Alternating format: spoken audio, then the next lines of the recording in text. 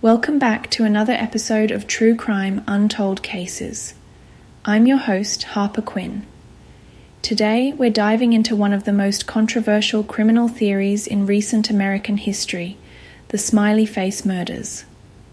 Across the Midwest and Northeast, dozens of college-aged men disappeared after nights out drinking, only to be found days or months later in rivers and lakes.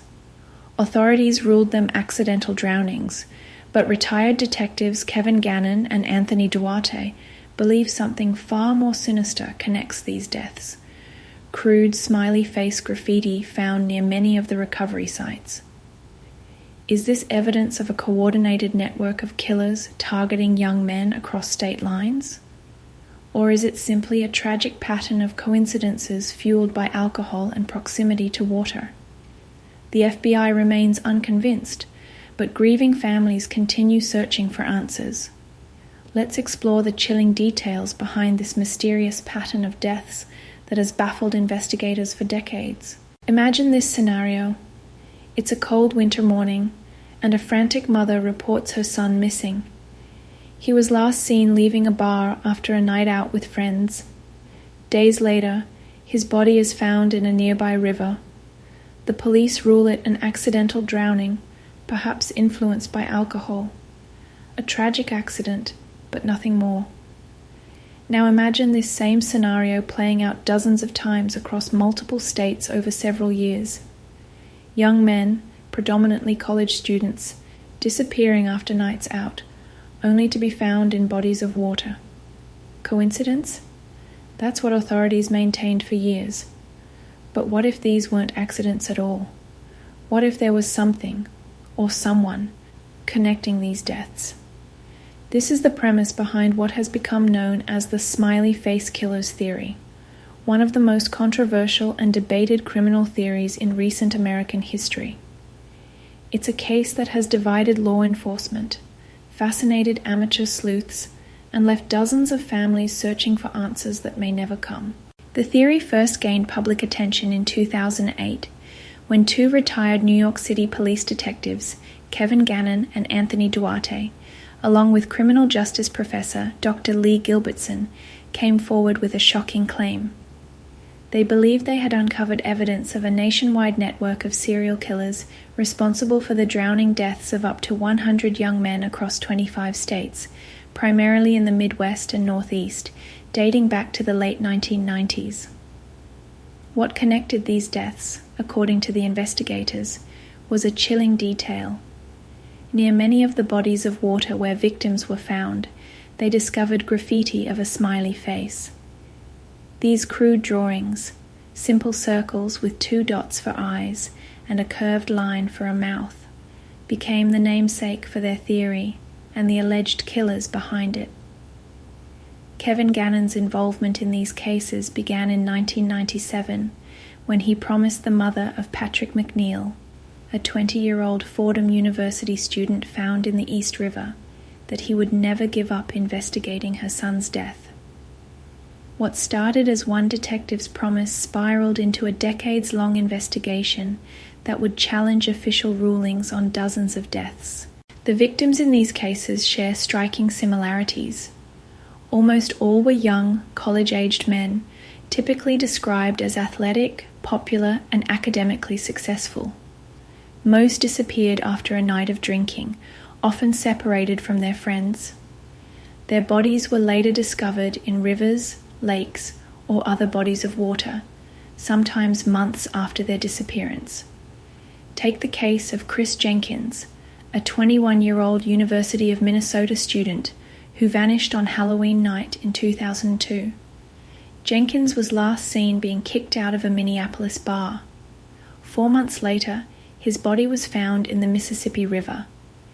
Initially ruled an accidental drowning, the Minneapolis Police Department later reclassified his death as a homicide in 2006, a rare reversal that lent credibility to the theory that something more sinister was at play.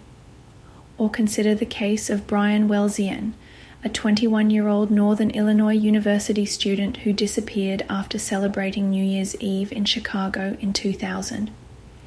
his body washed up on a Lake Michigan beach in Indiana 3 months later. The coroner ruled his death an accidental drowning, but his mother, like many parents of the victims, remained unconvinced. Then there's Todd Gieb, 22, who disappeared after attending a party in rural Michigan in 2005. His body was found in a lake 21 days later, but the autopsy revealed something unusual. His body showed only minimal decomposition despite being in water for 3 weeks. Even more puzzling, his blood alcohol level was 0.12, suggesting he had been drinking shortly before his death. Difficult to explain if he had been in the water for 3 weeks.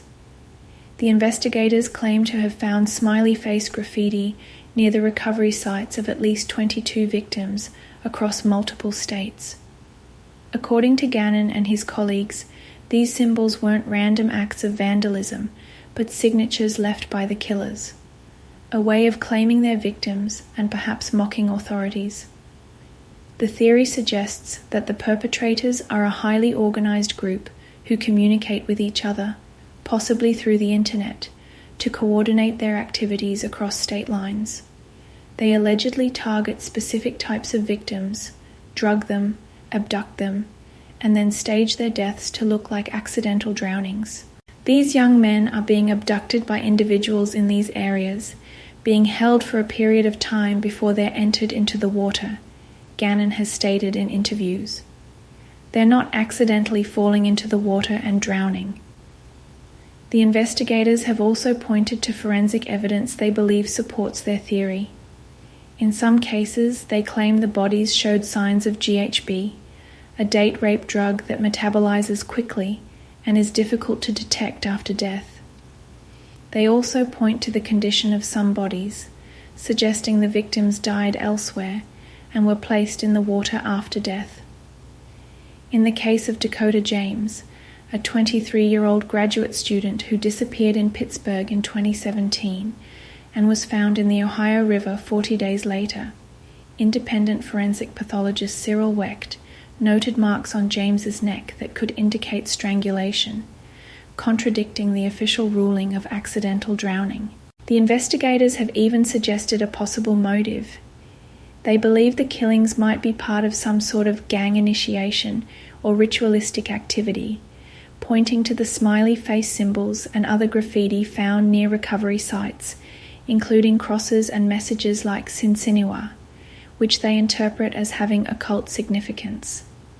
However, it's important to note that the smiley face killers theory has faced significant skepticism from law enforcement agencies and criminal experts.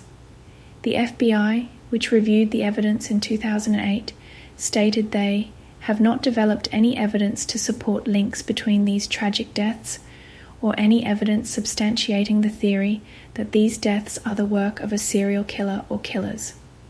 Local police departments have consistently maintained that most of these deaths are accidental drownings, often resulting from intoxication.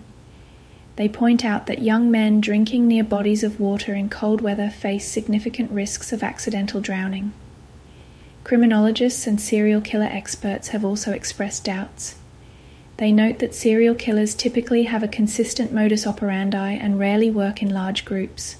The idea of a nationwide network of killers coordinating their activities without leaving substantial evidence stretches credibility for many experts.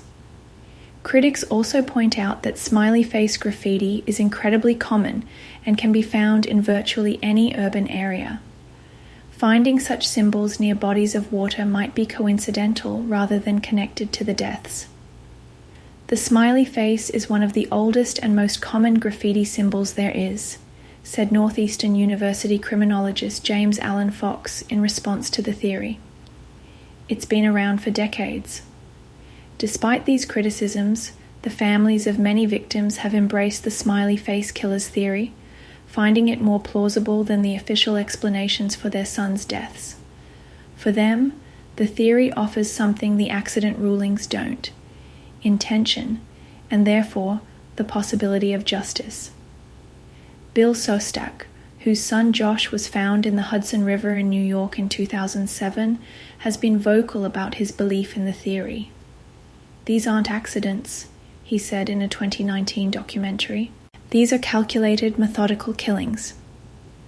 The theory gained renewed attention in 2019 when Oxygen Network aired a documentary series called Smiley Face Killers: The Hunt for Justice, featuring Gannon and his team investigating 6 cases connected to the theory.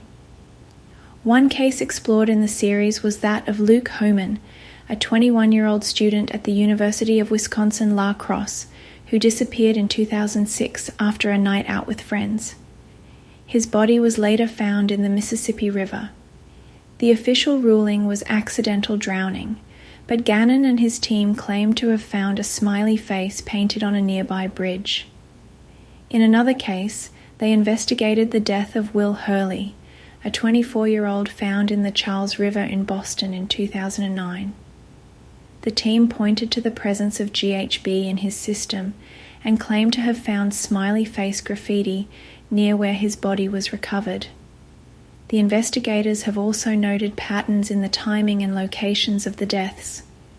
Many occurred during colder months, particularly between September and April. Geographically, they cluster around interstate highways and bodies of water, particularly the I-94 corridor in the Midwest and the I-90 corridor in the Northeast. In some cases, the investigators claim the victims' cell phones and other belongings were found neatly arranged near the water, suggesting they didn't stumble in accidentally. They also point to the fact that many of the victims were found in areas that would have been difficult to access while intoxicated, or in water that had been previously searched, raising questions about when and how the bodies entered the water. The theory has evolved over time. In recent years, Gannon and his colleagues have suggested that the killers might be using social media and other technology to track potential victims, explaining how they could target specific types of young men across different cities and states. They've also expanded their investigation to include similar cases in other countries, suggesting the phenomenon might not be limited to the United States. They've pointed to clusters of young men drowning in Manchester, England, and in other parts of Europe as potentially connected. However, the lack of physical evidence beyond the graffiti and the circumstantial similarities between victims continues to be a significant obstacle to wider acceptance of the theory. No suspects have ever been identified, no witnesses have come forward claiming to have seen abductions, and no confessions have been made. Law enforcement agencies have generally remained firm in their position that these deaths are tragic accidents rather than murders. They point to statistics showing that drowning is a leading cause of accidental death among young men, particularly when alcohol is involved. The Centers for Disease Control and Prevention reports that approximately 10 people die from unintentional drowning every day in the United States, and alcohol is involved in up to 70% of deaths associated with water recreation among adolescents and adults. Moreover, the missing white male syndrome might play a role in how these cases are perceived. When young, attractive college students go missing, their cases often receive significant media attention, potentially creating the impression of a pattern where one might not exist. Yet, the investigators behind the smiley face killers theory remain undeterred. They continue to investigate new cases and advocate for families who believe their sons' deaths were not accidents. They've created databases of the deaths, mapping the locations and noting similarities between cases. In 2014, they published a book titled Case Studies in Drowning Forensics, detailing their investigation and findings. The book examines 14 drowning cases in depth, arguing that the evidence points to homicide rather than accident in each instance. "We have been criticized by many in law enforcement and the media," Gannon said in a 2019 interview. "But we stand by our investigation and our findings. These young men didn't accidentally drown. They were murdered." The theory has also spawned numerous online communities of amateur sleuths who track new cases and look for connections. These groups share information about young men who go missing and are later found in water, debating whether each new case fits the pattern of the alleged smiley face killers. Some families have conducted their own investigations, hiring private detectives and forensic experts to re-examine the evidence in their sons' deaths. In a few cases, these efforts have led to official cause of death rulings being changed from accident to undetermined or rarely to homicide. The Jenkins case remains one of the most compelling for supporters of the theory.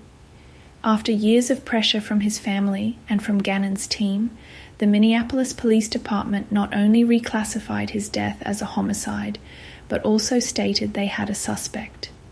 However, no arrests have ever been made, and details about the suspect have not been released. The Dakota James case has also garnered significant attention. His family has been vocal about their belief that he was murdered, pointing to the potential ligature marks on his neck identified by Dr. Wecht. They've criticized the official investigation, claiming that potentially crucial evidence was overlooked. They never tested under his fingernails, James's mother Pamela said in an interview. They never did a rape kit. His phone was never found. There are so many unanswered questions. The debate over the smiley face killers theory touches on deeper issues in criminal investigation and how we understand patterns of death. It raises questions about the thoroughness of drowning investigations, the reliability of forensic evidence after prolonged water immersion, and the challenge of distinguishing between coincidence and connection. It also highlights the tension between official explanations and family beliefs, between statistical probability and individual circumstance. For law enforcement, these deaths fit a well-documented pattern of accidental drownings associated with alcohol consumption. For the families and the investigators supporting them, each case has unique elements that don't fit neatly into that explanation. When you look at each case individually, you might conclude it's an accident, Dr. Gilbertson has said. But when you step back and look at the pattern across all these cases, it becomes harder to maintain that belief. The theory continues to evolve as new cases emerge that seem to fit the pattern. In 2020, the body of 25-year-old Peter Salvino was found in Lake Michigan after he disappeared following a party in Chicago. While police ruled his death an accidental drowning, some online sleuths immediately connected it to the smiley face killers theory. Similarly, when 18-year-old Harsha Medulla was found in Wilmette Harbor near Northwestern University in 2012, or when 19-year-old Jelani Day was found in the Illinois River in 2021, discussions of the theory resurfaced, though authorities maintained these were accidental drownings, or, in Day's case, listed the cause of death as undetermined. The investigators behind the theory claim they've faced resistance from law enforcement agencies unwilling to reopen cases or consider alternative explanations. They suggest that admitting these deaths might be homicides would require significant resources to investigate properly, creating an incentive for cash-strapped departments to maintain the accident rulings. It's easier to call it an accident, Duarte has said. It's a lot more work to investigate it as a homicide, especially when you're talking about cases that cross state lines and go back years.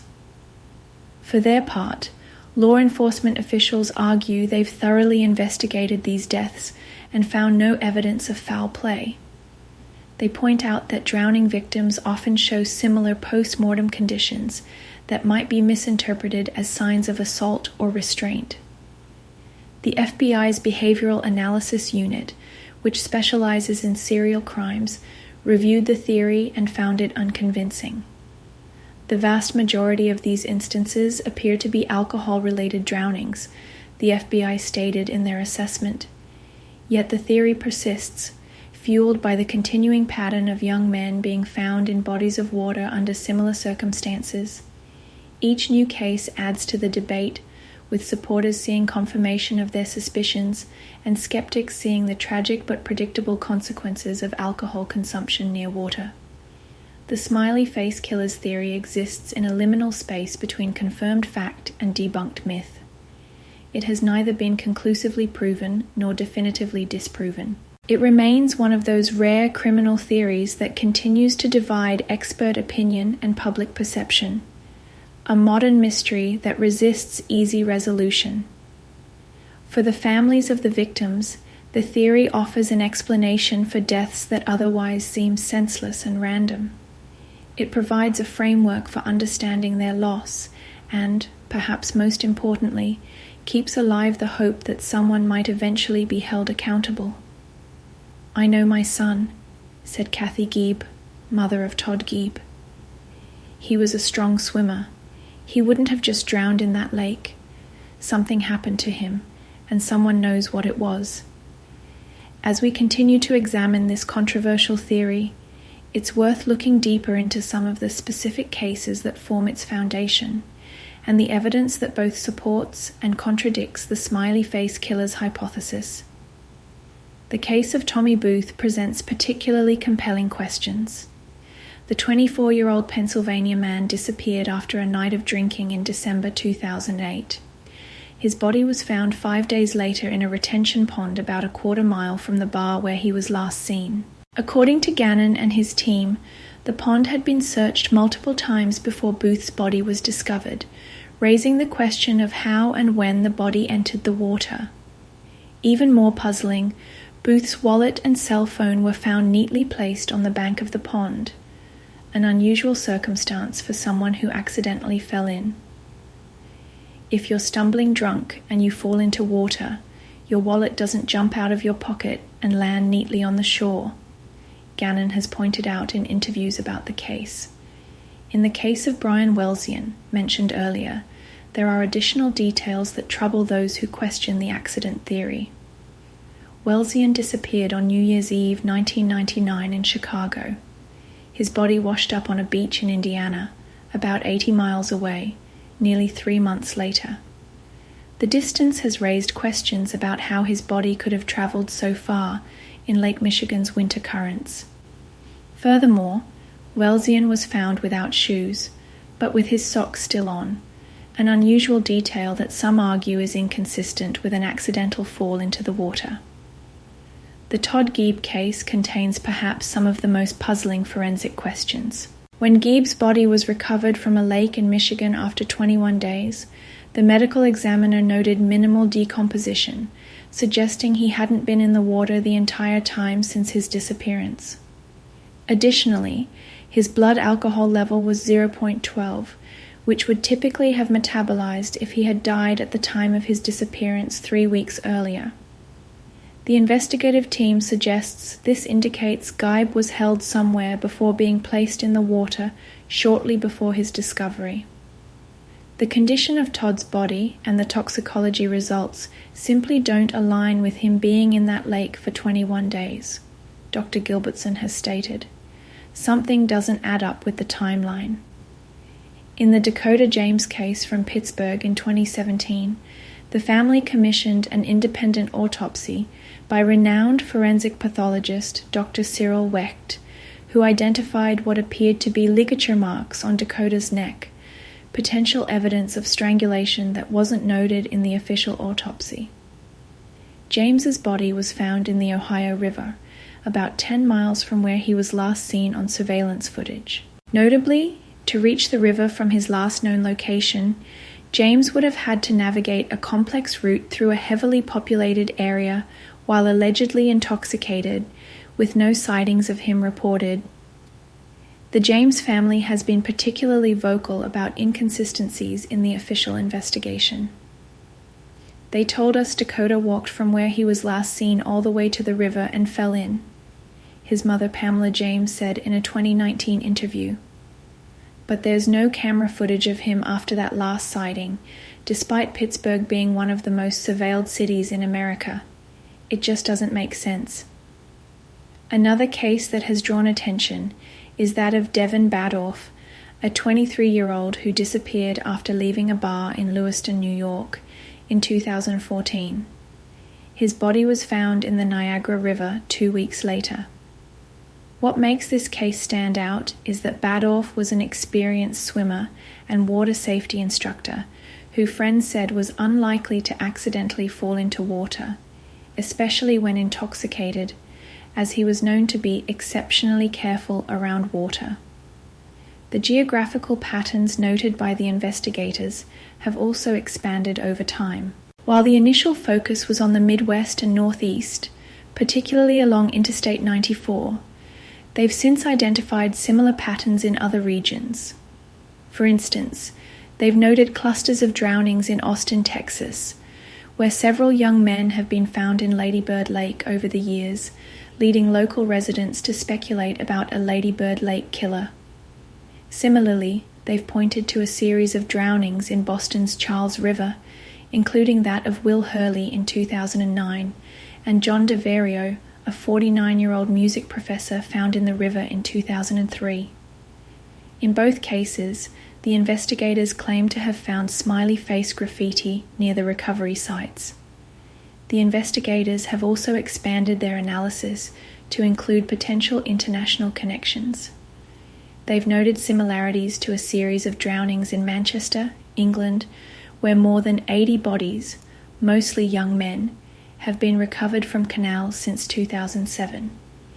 Local residents dubbed the theoretical perpetrator the Manchester Pusher, though police have consistently denied any evidence of a serial killer. We're seeing the same pattern globally, Gannon has claimed. Young men disappearing after nights out, found in water, often with graffiti nearby. It's too consistent to be coincidence. The investigators have further refined their theory about the potential killers, suggesting they might be highly educated individuals with knowledge of forensics and water currents, possibly working in fields that give them access to drugs like GHB. They've speculated that the killers might communicate through coded messages in online forums, or even through the graffiti symbols themselves. However, the criticisms of the theory have also grown more specific over time. Forensic experts have pointed out that many of the conditions observed in the victims' bodies, such as ligature-like marks or certain patterns of decomposition, can be explained by natural post-mortem processes, particularly in bodies that have been in water for extended periods. Bodies in water develop all sorts of artifacts that can be misinterpreted, said Dr. Michael Barden, a prominent forensic pathologist, when asked about the theory. Bloating, animal scavenging, and the normal process of decomposition can create marks that look suspicious but are actually natural. Statistical analyses have also challenged the theory.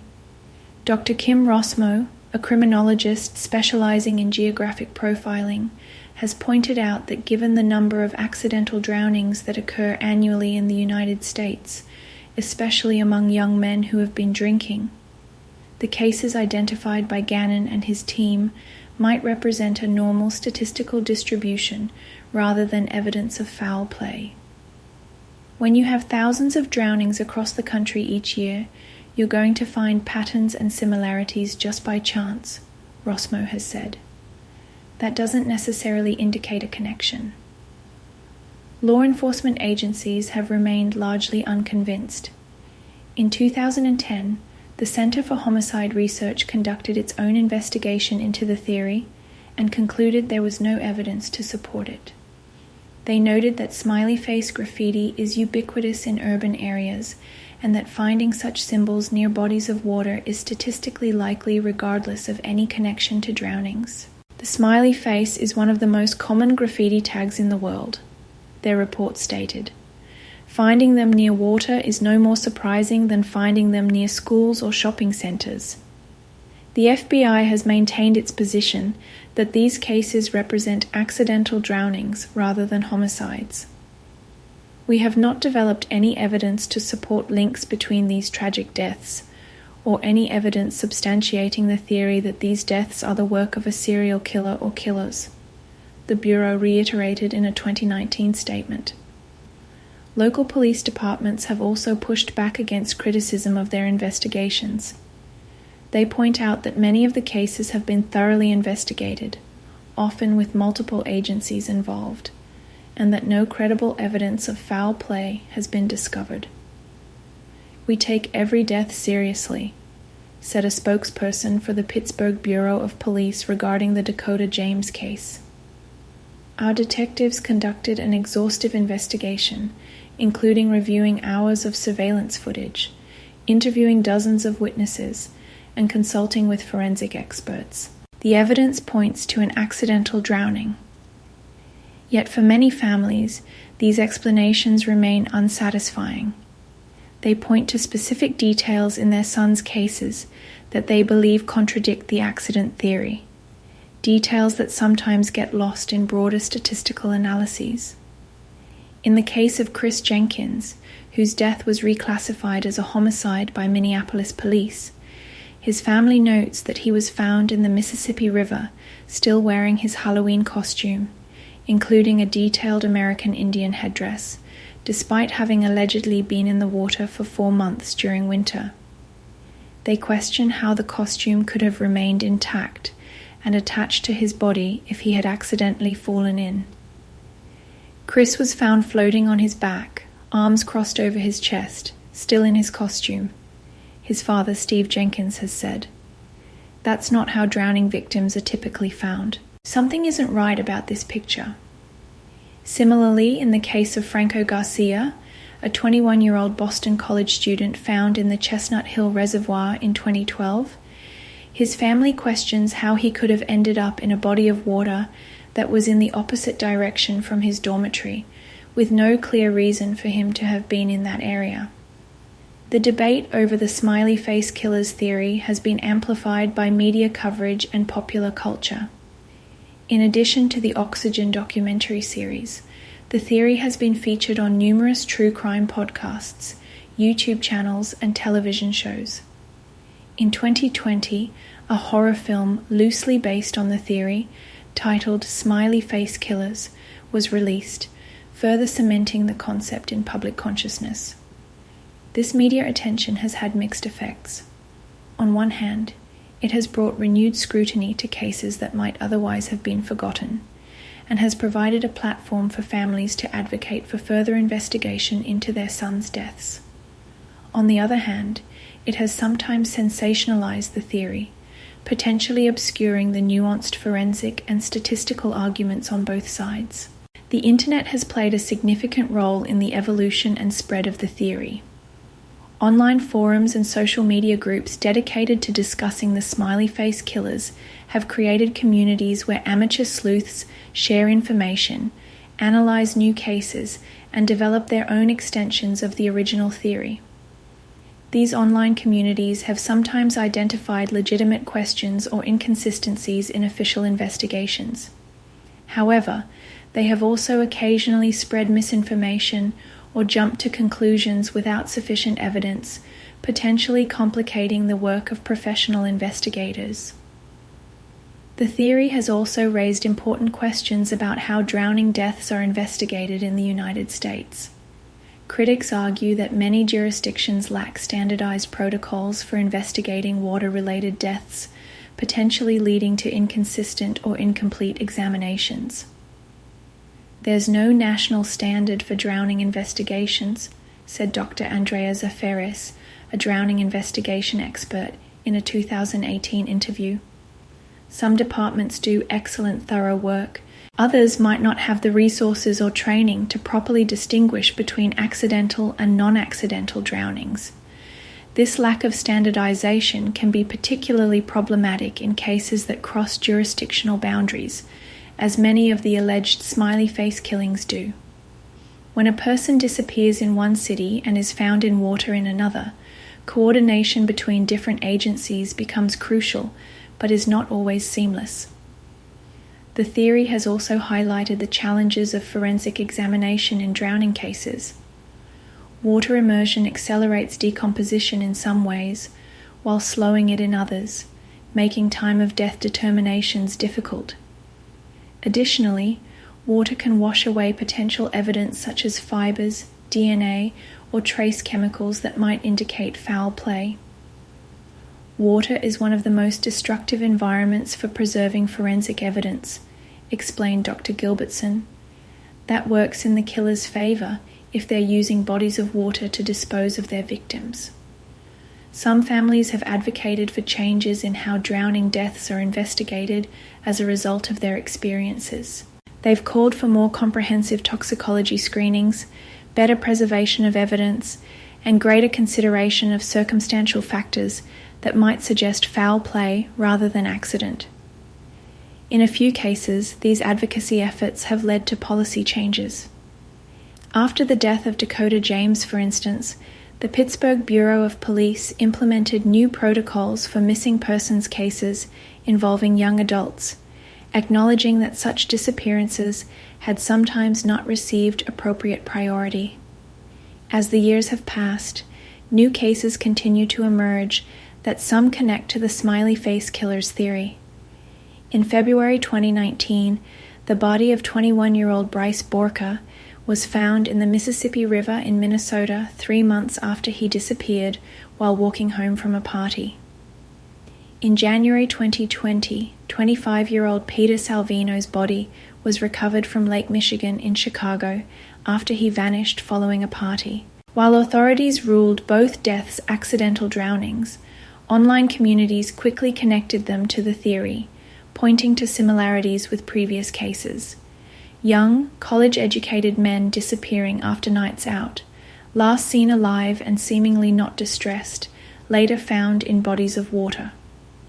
The investigators behind the original theory continue their work, though with somewhat lower public profiles in recent years.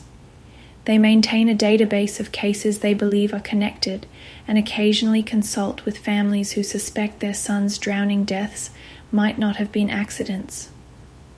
"We're still actively investigating," Gannon said in a 2021 interview. "We still receive information about new cases, and we're still finding connections that reinforce our belief that these are not isolated incidents." The academic community remains divided on the theory. Some criminologists and forensic experts have expressed openness to the possibility that at least some of the deaths might be homicides rather than accidents, even if they don't fully embrace the organized killer network hypothesis. It's entirely possible that some of these drownings classified as accidents were actually homicides, said Dr. Lee Gilbertson, who has worked with Gannon and Duarte on the investigation. Whether they're connected is a separate question, but we shouldn't dismiss the possibility that some young men are being targeted. Others maintain that the theory represents a pattern-seeking bias, where normal statistical clusters are misinterpreted as evidence of intentional action. They point out that young men, alcohol, and bodies of water create a naturally high-risk combination, and that the number of drownings identified by the smiley face killer's theory represents only a small fraction of total drowning deaths in the same demographic. "We're pattern-seeking creatures," said Dr. Scott Bonn, a criminologist and author who has written about serial murder. "We want to find order in random events, especially tragic ones. It's more comforting to believe there's an explanation, even a sinister one, than to accept that sometimes terrible accidents happen without reason." For the families of the young men who have died, the debate is far more than academic. It represents their ongoing search for answers and, potentially, for justice. Many have expressed frustration with what they perceive as dismissive attitudes from authorities and a lack of thoroughness in investigations. "All we want is the truth," said Bill Shostak, father of Josh Shostak, who was found in the Hudson River in 2007. "If my son accidentally drowned, I can accept that. But I need to know that every possibility was thoroughly investigated before reaching that conclusion." Some families have found a measure of peace in connecting with others who have experienced similar losses, forming support networks and advocacy groups. These connections have sometimes transcended the specific question of whether the smiley face killer's theory is valid, focusing instead on shared grief and the common goal of improving drowning investigations. "Whether or not there's a serial killer doesn't change the fact that these families have lost their sons," said Dr. Gilbertson. "They deserve answers, and they deserve to know that everything possible was done to find the truth. As we look to the future, it seems unlikely that the debate over the smiley face killers theory will be definitively resolved anytime soon. Without new forensic evidence, witnesses coming forward, or confessions from alleged perpetrators, the theory remains in that grey area between confirmed and debunked. What is certain is that dozens of young men have died under circumstances that their families find suspicious, and that these deaths continue to occur with troubling regularity. Whether connected by criminal intent or by the common factors of youth, alcohol, and proximity to water, these cases represent a significant pattern of tragedy that deserves continued attention.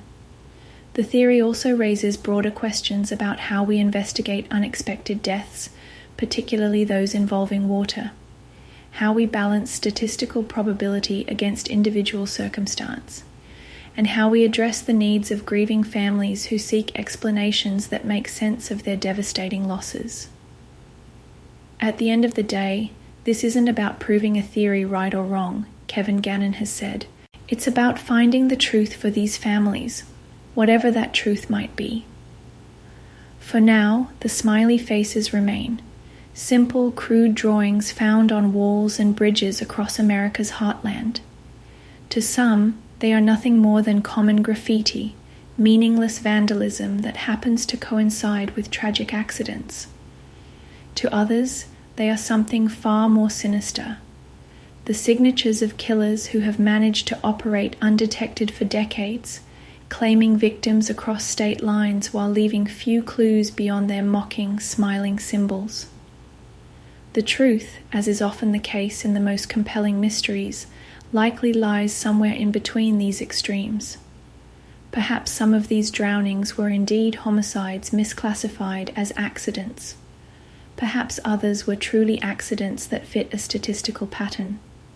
Perhaps the smiley faces are sometimes relevant and sometimes coincidental. What remains undisputed is that behind each case is a young life cut short and a family left with questions that may never be fully answered. Whether or not the smiley face killers exist as theorized, the pain of these losses is all too real, as is the ongoing search for understanding in the face of seemingly senseless tragedy. As one mother whose son was found in a river put it, "I don't know if there's a serial killer out there. I just know my son didn't accidentally drown, and until I know what really happened to him, I'll never stop looking for answers." And so the investigation continues, the debate persists, and the mystery of the smiley face killers remains one of America's most enduring and controversial criminal theories. A case where the line between coincidence and conspiracy, between accident and intent, remains as murky as the waters where so many young men have been found.